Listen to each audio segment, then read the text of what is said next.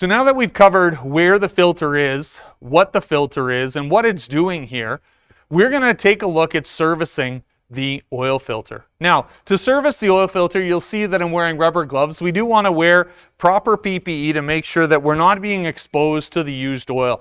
Used oil is a carcinogen, and so we do want to make sure that it's not going to cause you dermatitis or cancer, and that you actually have a long career in the heavy equipment industry. So wear your proper PPE. The other things you're going to need to do this job are going to be some shop towels so you can clean up some mess. You're going to need a bucket to be able to catch the used oil, and you're going to need some form of a filter wrench. So we've got a couple options of our filter wrenches right here. So make sure you have these things ready before you begin the job. It's really important to have them there, because when you notice or you do it too late and you go to grab them too late, you'll actually find you make a bigger mess. You're running all over the place, and that rushing can cause an injury. So let's take a look at how to use our filter wrenches and how to get this filter off. Now, some people like to punch a hole in the bottom of their filter and drain it before they work with it. And the reason why is there's engine oil still going to be in this filter. Now, that leads us to talk about another thing before we start pulling the filter, and that's actually looking at residual pressure in a system. This filter here is a pressurized oil filter. That means it comes off the oil pump and it goes into this filter, from this filter into the engine itself. Our normal oil pressure for our engine would be anywhere from 40 to 80 psi. So these filters, spin-on filters, often have a maximum pressure reading of about 200 or 300. Now, if we were to just crack this open under pressure, that would spray a lot of oil. It's for that reason that we always shut the engine down and we allow the oil pressure to decrease and allow all that hydraulic energy to be de-energized. So leave the system before we actually start working on it. For that reason, a lot of the time you do this, you're going to shut the engine down, you're going to give it maybe a 10 or 20 minute wait, and that makes sure that all the oil pressure is going to be gone.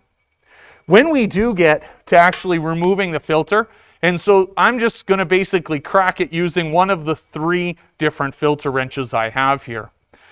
All of our canister filters, most commonly, I guess, not all, most of our canister filters, spin-on filters, like this, are going to be lefty-loosey, righty-tighty. So a spin-on filter, lefty-loosey, righty-tighty. So what we're going to want to do using our filter wrench is we often grab either at the bottom where it's going to be thickest or at the top. But if you grab it in the center, what we'll often see is that it'll distort or bend the filter. And so this one wasn't on terribly tight, which is great. They should come off fairly easily as long as they were installed correctly. But just to show you where to grab, we want to grab at the bottom section here, or we would want to grab at the top of the filter close to the filter base. Now, this is a filter wrench that's quite specific in its size. It only fits a tight range of oil filters. If you want a wider range of oil filters because you want one tool to do multiple filters on multiple engines, a strap wrench like this works quite well.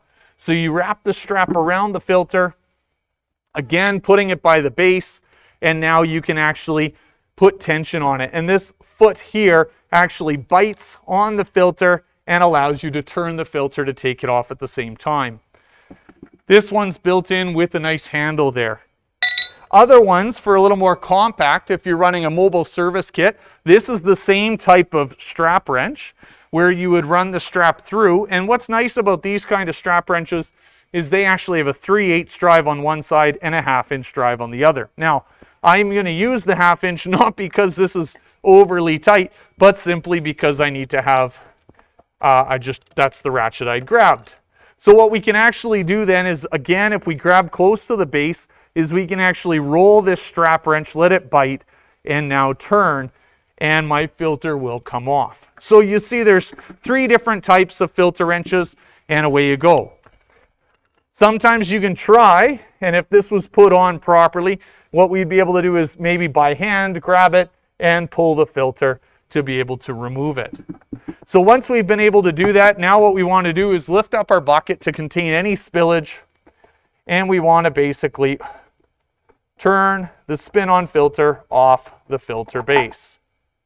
At this point, we can see what the inside of our filter looks like. We can take a hold of it, put it in our bucket. We could drain the oil out of it, and we can see the dirty oil from the engine that's been run.